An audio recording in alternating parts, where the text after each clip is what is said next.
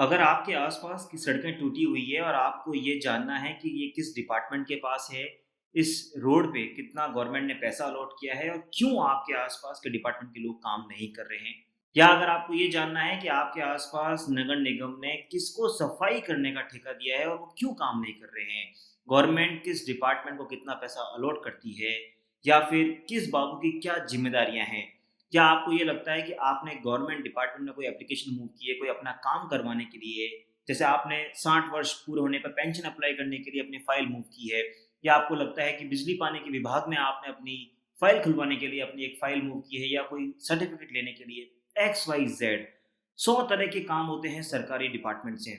लेकिन सरकारी डिपार्टमेंट की क्या जवाबदेही है, नहीं है, उनसे हम क्या क्या इन्फॉर्मेशन ले सकते हैं और कैसे हमें उन्हें इन्फॉर्मेशन देनी होगी, इन्हीं सब बातों को लेने के लिए और इन्हीं सब बातों को आप तक लाने के लिए और आपको एम्पावर करने के लिए, आपको जागरूक करने के लिए एलएलए प्रोफेशनल ट्रेनिंग इंस्टीट्यूट और लीगल शॉर्ट्स मिलकर लेके आए हैं course on right to information पे। आरटीआई कैसे हमें हेल्प करेगी? जैसा कि मैंने आपको बताया कि भारत एक लोकतांत्रिक देश है और लोकतांत्रिक देश का सबसे महत्वपूर्ण घटक होता है पारदर्शिता। पारदर्शिता तब आती है जब सरकारी विभागों की जवाबदेही तय होती है। जब ये तय होता है कि सरकारी अफसरों को जवाब आपको देना है, जब उन्हें ये पता होता है कि अब हम कटघरे में हैं, हमसे जवाब माँगा जाएगा और क्यों ना जवाब माँगा जाए, क्योंकि ये पैसा जो होता है वो टैक्स पेयर का पैसा है। आप और हम जो सरकार को पैसा देते हैं, जो टैक्स का पैसा देते हैं, तो जब हम टैक्स का पैसा देते हैं तो हमें ये जानने का अधिकार है कि हमारे उन पैसों पे सरकार ने क्या किया, क्या रोड डेवलप की, क्या नहीं की और कैसे सरकारी विभागों को क्या काम करना चाहिए। आरटीआई कोर्स आपको ये इसलिए हेल्प करेगा क्योंकि आप चाहे बिज़नेसमैन हो, चाहे आप रिच हो, आप पुअर हो, आप किसी भी कम्युनिटी से हो, इट डज़न्ट मैटर।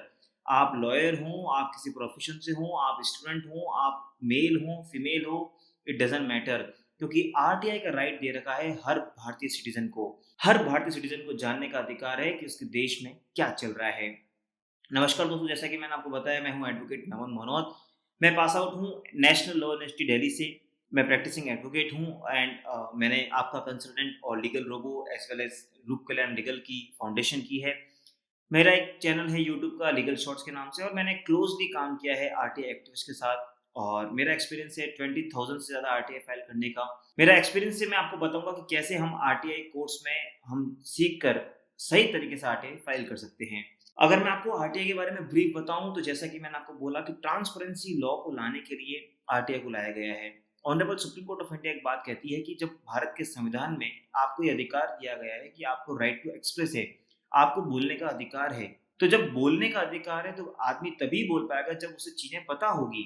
यानी राइट टू एक्सप्रेस से पहले आता है राइट टू नो और राइट टू नो से आता है आपका right to know about RTI. यानी भारत के संविधान ने ही आपको ये अधिकार दिया है कि आप अपने सरकारी डिपार्टमेंट से जाके पूछ सकते हैं। आप उनसे जो इन्फॉर्मेशन लेना चाहें, अगर वो उस दायरे में आती है तो आप उनसे ले सकते हैं। इससे पूरे समाज में और सिस्टम में ट्रांसपेरेंसी आएगी।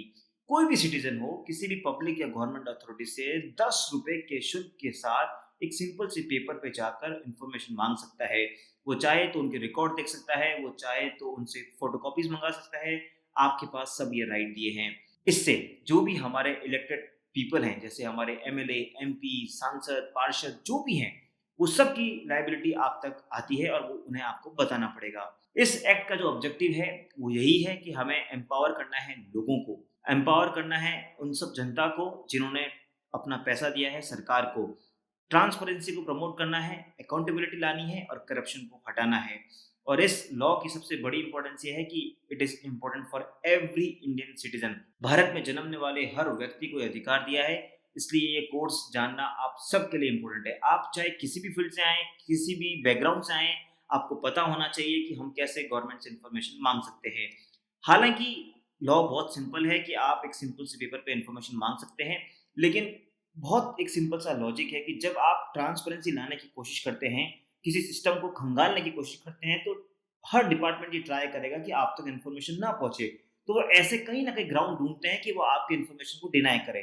लेकिन हम अपने एक्सपीरियंस से बताएँगे कि आपको किन-किन बातों का ध्यान रखना है आरटीआई फाइल करने में, ताकि वो किसी भी ग्राउंड पे जाके आपकी इन्फॉर्मेशन को डिनाय नहीं कर सके और इस एक्ट का जो एम है वो पूरा हो। अब हम बात करते हैं इस कोर्स कंटेंट की कि आपको हम इस कोर्स में क्या-क्या बताने वाले हैं। सबसे पहले हम आपको बताएँगे कि राइट टू इन्फॉर्मेशन क्या होता है? ये किस-किस पे एप्लीकेबल है? क्या इसके टाइम पीरियड होते हैं? और कैसे ये आरटीआई आपको हेल्प करेगा? कैसे आपकी रोज़मर्रा की ज़िंदगी में 50 चीज़ें होती हैं, 50 चीज़ों का सॉल्यूशन कैसे आरटीआई आपके लिए बन सकता है? सबसे इम्पोर्टेंट होता है कि हमें किन डिपार्टमेंट में आरटीआई फाइल करनी है और हमें ये जानना उससे ज़्यादा ज़रूरी है कि हमें कौन-सी इन्फॉर्मेशन सरकार हमें देगी। तो ये हमें इस कोर्स में मिलेगा। फिर हम आएँगे प्रोएक्टिव डिस्क्लोज़र पे। कई बार हमें इन्फॉर्मेशन माँगने की ज़रूरत ही नहीं पड़ती, क्योंकि आरटीआई एक्ट कहता है कि हर डिपार्टमेंट को कुछ-कुछ इन्फॉर्मेशन अपनी वेबसाइट पे डालनी होगी। तो आप इस कोर्स को करने के बाद ये जान पाएँगे कि किस डिपार्टमेंट की क्या ज़िम्मेदारी है। फिर आता है सबसे इम्पोर्टेंट पार्ट कि हाउ टू फाइल आरटीआई। 2 तरह के मोड होते हैं, ऑनलाइन और ऑफलाइन। ऑनलाइन पोर्टल कैसे यूज़ करना है, कैसे उसमें ऑनलाइन फीस जमा करानी है, किस पार्ट तक के कैसे उसमें आरटीआई क्वेश्चन पूछना है। सिमिलरली अगर मैं ऑफलाइन फाइलिंग की बात करूँ, तो कैसे पोस्टल ऑर्डर यूज़ करना है, क्या साइन करने हैं, कब डेट डालनी है, कितने वर्ड्स में होना चाहिए, कैसे वाई वर्ड का आप आरटीआई में यूज़ नहीं कर सकते। ऐसी हज़ारों चीज़ें हैं, जो हमें ध्यान रखने की ज़रूरत है, जो मैं आपको एक-एक प्रैक्टिकल स्टेप बताऊँगा। फिर मैं बताऊँगा कि अगर आपको आरटीआई नहीं इन्फॉर्मेशन नहीं मिल रही, तो आप कैसे फर्स्ट अपील में जा सकते हो, सेकंड अपील में जा सकते हो। आपको बताऊँगा कि कैसे फीस का हमें ध्यान रखने की ज़रूरत है, बिकॉज़ माना सरकार ने डिसाइड कर रखा है ₹10 फीस, लेकिन हर डिपार्टमेंट ने अपना अलग-अलग फीस का क्राइटेरिया सेट कर दिया है।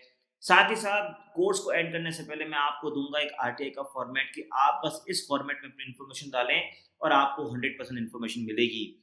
जैसा कि एलएलए प्रोफेशनल ट्रेनिंग इंस्टीट्यूट और लीगल शॉर्ट्स का एक ही उद्देश्य रहा है लोगों को जागरूक करना और समाज में पारदर्शिता लाना, उसी के चलते अब हमने एक कदम उठाया है कि आपको हम आरटीआई एक्ट का ये कोर्स करवा के हम आपको एम्पावर करें, ताकि आप एक रिस्पॉन्सिबल सिटीजन बन सकें और आपके दैनिक रोजमर्रा की जिंदगी में सारे प्रॉब्लम का सॉल्यूशन हो सके। चलिए दोस्तों, हम मिलेंगे अगली बार फिर इसी टॉपिक पे नेक्स्ट वीडियो पे, जहाँ पे हम आपको बताएंगे फर्स्ट चैप्टर के बारे में, जहाँ हम डिस्कस करेंगे what is all about right to information. तब तक के लिए अपना ध्यान रखिए। जय हिंद।